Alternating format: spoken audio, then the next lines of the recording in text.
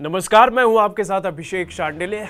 आज बात करेंगे सुप्रीम कोर्ट की और सुप्रीम कोर्ट के उस बड़े फैसले की जिसमें मुस्लिम महिलाओं के हक में सुप्रीम कोर्ट की तरफ से बड़ा फैसला सुनाया गया है।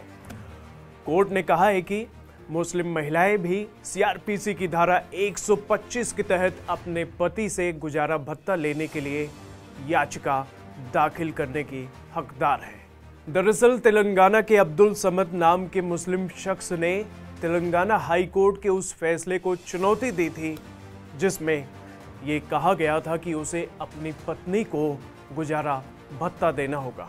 पर समद ने सुप्रीम कोर्ट में इस फैसले पर चुनौती देते हुए कहा कि तलाकशुदा मुस्लिम महिला सीआरपीसी की धारा 125 के तहत याचिका दायर करने की हकदार नहीं है और उसे 1986 अधिनियम के प्रावधानों के तहत ही चलना होगा। ऐसे में कोर्ट को ये फैसला करना था कि मुस्लिम महिला अधिनियम 1986 को प्राथमिकता मिलनी चाहिए या सीआरपीसी 125 को।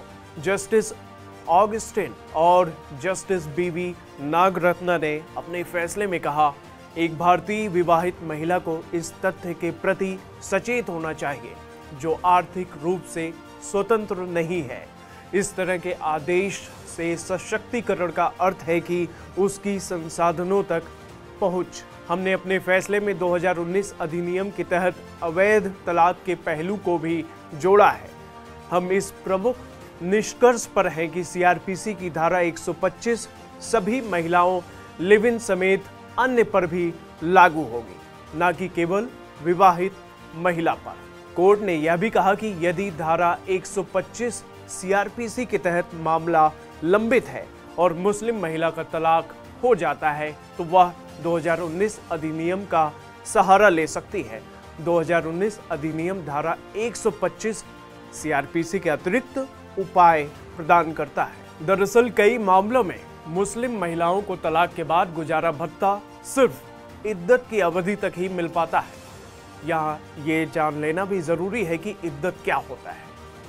दरअसल इद्दत एक इस्लामिक परंपरा है जिसके अनुसार अगर किसी महिला का पति उसे तलाक दे देता है या उसकी मौत हो जाती है तो महिला इद्दत की अवधि तक दूसरी शादी नहीं कर सकती और यह अवधि 3 महीने की रहती है और साथ ही पति की तरफ से गुजारा भत्ता भी सिर्फ इद्दत की अवधि तक ही मिल पाता है। गौरतलब है कि 1985 के शाहबानो मामले के बाद से लगातार सुप्रीम कोर्ट अपने फैसलों में यह कहता चला आया है कि तलाक लेने वाली मुस्लिम महिलाएं भरण पोषण के लिए हकदार हैं।